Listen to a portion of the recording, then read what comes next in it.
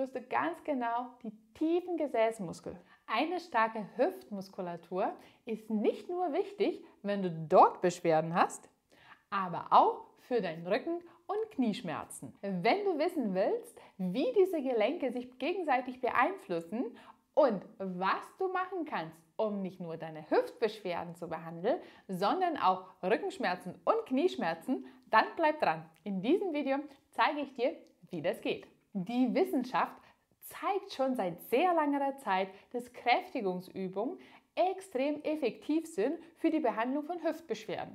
Sei es wegen Arthrose oder irgendwelcher Muskelbeschwerden, Kräftigungsübungen müssen sein. Man darf aber nicht vergessen, dass die Hüfte bzw. das Becken auch die Basis ist für deine Wirbelsäule. Je stärker die Muskulatur von der Hüfte ist, desto besser kann die Bewegung von der Lendenwirbelsäule kontrollieren, aber auch stabilisieren. Und der Körper arbeitet ja immer als ein gesamten Komplex. Das heißt, wenn jetzt halt die Hüfte zu schwach ist, können andere Bereiche das übernehmen. Auf der Dauer jedoch sorgt es für eine Überbelastung. Eine schwache Hüftstrecke des Gesäßmuskulatur kann eine Überbelastung an der Lendenwirbelsäule verursachen. Genauso, wenn die Hüfte nicht stabil genug ist, werden Überbelastungen auf deine Knie weitergegeben. Und diese Überbelastung kann dann Beschwerden auch verursachen. Eine ganz einfache Darstellung, dass du verstehst, was ich meine, zum Beispiel bei der Hüfte. In dem Moment, wo du jetzt eine Treppe hochgehst, muss die Hüftmuskulatur das Gelenk stabilisieren und die wird dafür sorgen, dass die Beinachse jetzt halt gerade wird und dadurch weniger Belastung fürs Knie ist. Wenn die Hüfte jetzt zu schwach ist, wird das Knie jedes Mal abweichen, entweder nach innen, was dann zu viele Belastung auf die Außenseiten bringt, oder die wird zu weit nach außen abweichen, was dann zu viele Belastung auf die andere Seite bringt. Und durch die wiederholte Fehlbelastung können dann manche Strukturen auch geschadet werden. Das Gleiche gilt auch für deine Lendenwirbelsäule. Zu schwache Gesäßmuskulatur und eine Beugestellung der Hüfte wird auch dafür sorgen, dass die Lendenmuskeln nicht richtig arbeiten können, beziehungsweise dass die Belastung auf den hinteren Anteil der Wirbelkörper erhöht wird. Und wie du das alles entgegenwirken kannst? Ganz einfach, indem du die Muskulatur trainierst, stärkst, aber vor allem auch an Beweglichkeit gewinnst. Eine freie Beweglichkeit für die Hüfte entlastet Knie und Lendenwirbelsäule. Und wie das geht, zeige ich dir jetzt mit diesen ganz einfachen Übungen, was du auch zu Hause machen kannst, ohne jegliche Hilfsmittel. Für die erste Übung geht es darum, dass wir die Hüftstrecker trainieren. Vor allem heutzutage, wo man so viel Zeit im Sitzen verbringt, wird diese Muskulatur dauerhaft in eine Dehnungsposition gebracht. Du solltest die kräftigen, damit erstens du in der Streckung reinkommst, von der Kraft her, und gleichzeitig hast du auch eine Dehnung von den Hüftbeuger, was dann auch jetzt deine Beweglichkeit verbessern wird. Und dafür ganz einfach, du solltest dich auf den Bauch hinlegen. Du kannst dich auf den Bauch hinlegen, du kannst den Oberkörper jetzt halt hochlassen oder auch einfach auf den Boden ablegen, deinen Kopf ablegen oder zur Seite. Das spielt jetzt auch keine Rolle. So, Oberkörper bleibt jetzt nach unten und als erstes beide Knie beugen, aber nur so weit beugen, bis du in 90 Grad kommst. Wenn du die Knie weiter zu dir ranziehst, dann wird die Übung zu leicht. So, bleib in die 90 Grad Stellung. Die Füße zeigen jetzt halt nach unten Richtung Boden. Und in dieser Position, das erste, was du machen solltest, ist, dass dein Becken, die Hüfte, den vorderen Bereich, die muss die ganze Zeit gegen den Boden bleiben. Das heißt, du drückst als erstes deinen Beckenknochen nach unten gegen den Boden. In dieser Anspannungsposition hast du dann schon die erste Stabilität von der Bauchmuskulatur. Und jetzt in dieser Position, Hüfte bleibt unten bzw. Becken bleibt unten am Boden, spannst du jetzt die Gesäßmuskel an und versuchst nun, die Oberschenkel von dem Boden hochzuheben. Es geht nicht darum, dass du so viele Bewegungsausmaß hinbekommst, sondern vielmehr um die Spannung. Das heißt, die Gesäßmuskeln, da solltest du auch die Übung spüren. Da gehört auch die Aktivität hin. Spann die Gesäße erstmal zusammen.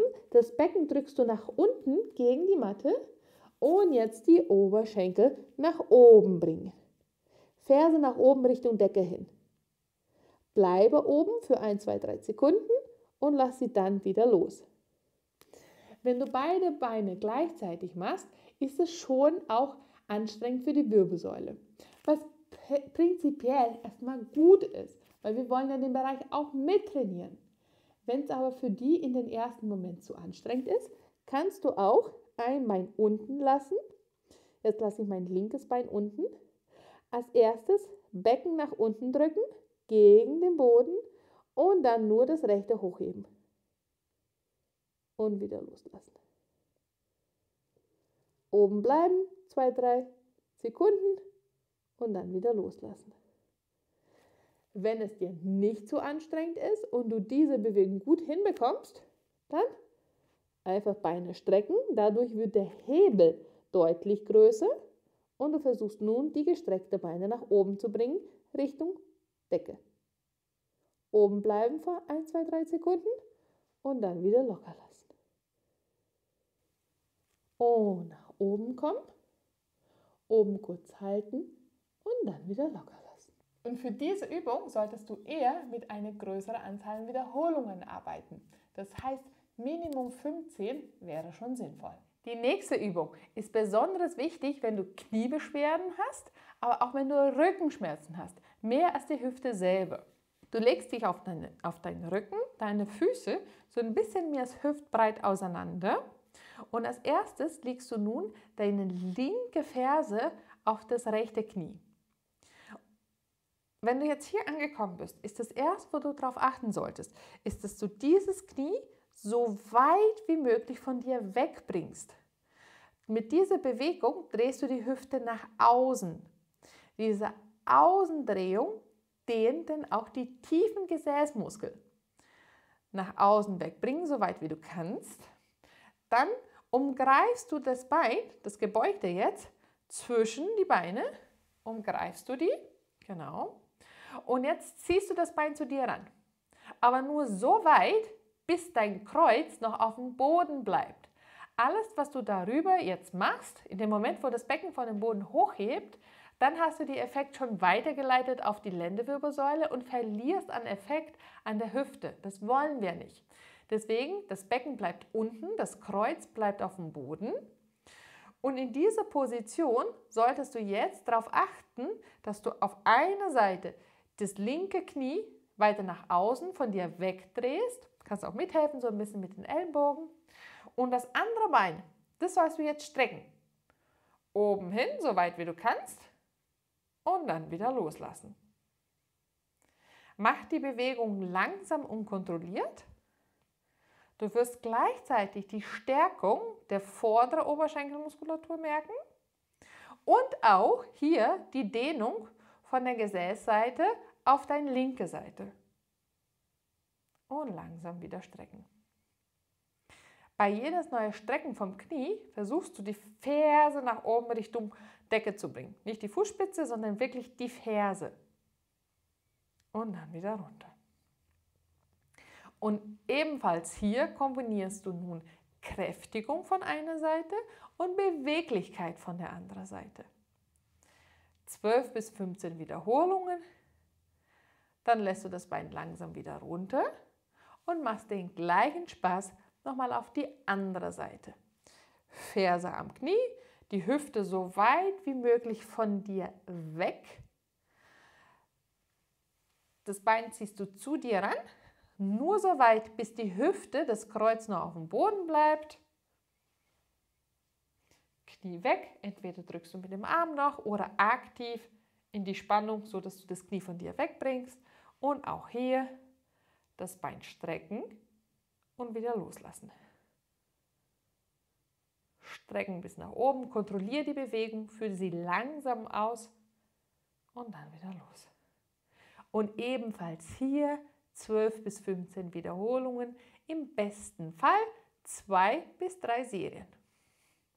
Wenn du Knieschmerzen hast, probier diese Übung aus. Ich bin mir sicher, das wird dir helfen. Langsam und kontinuierlich, bis du die komplette Serie durch hast. Ich kann mich nicht genug wiederholen. Die Drehung der Hüfte ist extrem wichtig. Wenn du eine Kniearthrose hast, wirst du auch spüren, wie schwer es ist, die Hüfte nach innen zu drehen. Aber genauso hat es extreme Wirkung auf dein Knie. Deswegen solltest du auch die Drehung trainieren. Das ist jetzt halt eine leichtere Variante, vor allem wenn du schon Beschwerden hast. Du solltest dich auf dem Stuhl hinsetzen, am besten ist auf die vordere Kante von dem Stuhl, so weit wie möglich, dass du noch das Gesäß, die Sitzhocke auf dem Stuhl drauf hast, aber die Hüfte, die Oberschenkel so weit wie möglich nach vorne. Jetzt bringst du die Beine ein bisschen weiter auseinander. Je weiter du auseinander kommst, desto schwieriger ist die Übung. Deswegen gucke, dass die Übungen für dich auch machbar sind. Deine Hände bringst du jetzt halt nach hinten auf die Sitzfläche. Und jetzt, ganz einfach, drehst du jetzt das Knie nach innen, so weit wie du kannst.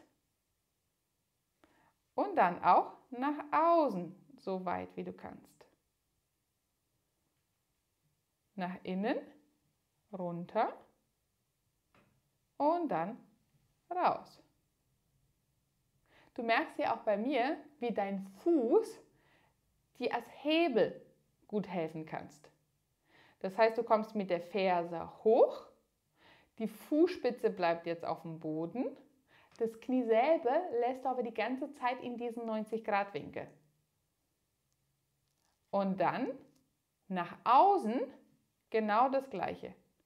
Das Knie bleibt in 90 Grad, deine Ferse bringst du jetzt halt nach oben innen und dann wieder runter. Und auch das Gleiche auf die andere Seite. Das heißt, einmal die Hüfte nach außen bringen, über die Fußspitze, Ferse kommt hoch und dann auch nach unten bringen, auf die vorderen großen Zeh, Ferse zeigt nach oben Richtung Decke. Wenn du hier diese Bewegung machst, wirst du deutlich spüren, wie es in der Hüfte selber, wie es da zu dieser Dehnung kommt, auch von allen auch die Kapsel vom Gelenk gut gedehnt wird. Und das Gleiche auch in die andere Richtung. Diese Variante in Sitzen, die ist besonders gut, wenn du schon Beschwerden hast, beziehungsweise wenn du Bewegungseinschränkungen hast. Die fortgeschrittene Variante dazu wäre dann auf dem Boden. Du setzt dich auf den Boden, deine Beine sind gestreckt, dann ziehst du die Beine erstmal zu dir ran und nun lässt du die eine Seite nach unten fallen und die andere Seite, die bringst du jetzt nach hinten in 90 Grad. Und jetzt arbeiten wir zuerst die rechte Seite, 90 Grad Kniebeuge, die komplette Innenseite vom Fuß ist auf dem Boden und jetzt bringst du die Hüfte nach oben weg und wieder ran. Nach oben weg und wieder ran. Die Innendrehung der Hüfte, die Außendrehung der Hüfte. So weit wie du kannst runter und auch so weit wie du kannst nach oben. Wenn du mit einer Seite fertig trainiert hast, das heißt 12 bis 15 Wiederholungen für mindestens 2 Serien, tauschst du jetzt die Beine und beugst nun die andere Seite in 90 Grad nach hinten. Und dann in diese Position nach oben drehen und wieder runter. Nach oben drehen und wieder runter. Bei dieser Übung spürst du ganz genau die tiefen Gesäßmuskeln. Die sind so wichtig, um die Drehung der Hüfte zu kontrollieren. Aber wie gesagt, das ist ja die fortgeschrittene Variante. Wenn dir dieses Video gefällt und du weiteren solche Videos bekommen möchtest, wie du mit einfachen Übungen zu Hause Beschwerden lindern kannst und deine Muskulatur stärker und beweglicher machst, dann abonniere meinen Kanal. Hier bekommst du jede Woche neue Anregungen für deine Gesundheit. Hüftstreckung, Hüftdrehung. Die beiden haben wir schon gearbeitet. Als nächstes geht es nun um die Innenseite der Oberschenkel, die Adduktoren. Und dafür solltest du dich auf den Rücken hinlegen. Zieh die Beine zu dir ran, so weit wie du kannst. Wichtig ist jetzt als erstes, Die Innenkante von den Füßen, die sollen sich berühren. Deine Füße kommen ganz nah aneinander und deine Knie sind jetzt auch ganz nah zusammen. Und dann lässt du einfach die Knie, die Beine nach außen wegfallen, so dass deine Fußsohle zueinander bleiben. Wenn du an deinem Limit angekommen bist, egal ob das hier oben ist oder hier unten, in dieser Position wirst du jetzt noch mehr Kraft machen, das heißt noch mehr die Gesäßmuskeln anspannen. Die Knie, die willst du jetzt nach unten bringen, Richtung Boden hin, ganz bewusst nach unten drücken, so weit, bis du in den inneren Bereich von der Oberschenkel auch die Dehnung spürst. Ganz häufig sind die Adduktoren zu verkürzt, vor allem bei Patienten, die jetzt halt X-Beine haben. Jetzt weit nach unten bringen die Hüfte, das heißt Aktivieren von den Gesäßmuskeln, von den hinteren Anteil von der Hüfte, von der Hüftstrecker, beziehungsweise die Abduktoren und dann wieder zusammenklappen nach oben hin. Ganz einfach. Nach unten bringen, Fußsohle mit Fußsohle, wenn du unten angekommen bist, noch ein extra Schub nach unten Richtung Boden hin, öffnen so weit wie du kannst die Hüfte und dann wieder nach oben hin. Und das war's schon.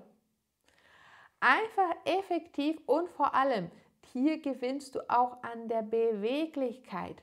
Deswegen ist es so wichtig, dass du aus deinem Bewegungsausmaß einen Tick noch mehr anspannst, dass du mit auch die vorderen Anteil von der Kapsel auch dehnen kannst, beziehungsweise auch da deine volle Beweglichkeit herholen kannst.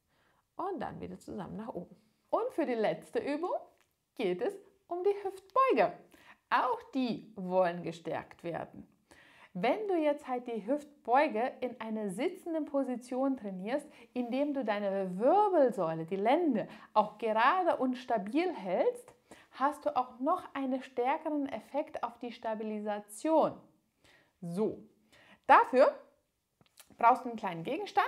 Das solltest du jetzt halt vor dir hin platzieren. Dann die Knie strecken, so weit wie du kannst. Und wir beginnen jetzt mit der rechten Seite. Das heißt, das Gegenstand schiebst du jetzt ein bisschen da, wo deine Ferse davor war. Den Oberkörper, den lässt du jetzt halt gerade, so gerade wie möglich. Und in dieser Position versuchst du nun, das Bein einfach darüber zu bringen und wieder weg. Das Schwierigste bei dieser Übung ist genau das, das Knie komplett gestreckt zu lassen, aber auch nicht den Rumpf nach hinten zu bewegen. Je weiter du nach hinten kommst, desto leichter ist die Übung. Das wollen wir aber nicht. Wir wollen die Wirbelsäule, die Lende stabilisiert und aufrecht lassen und dann rüber. Und ja klar, je höher der Gegenstand ist, desto schwieriger ist auch die Übung. Du kannst auch zu Beginn einfach gar nichts nutzen und dann versuchen nur in die aufrechte Haltung mit durchgestrecktem Knie, was ja schon schwer genug ist, das Bein einfach nach innen und nach außen zu bewegen. Je stärker du wirst, desto höher soll auch dann der Gegenstand werden. Und auch da die andere Seite genauso trainieren.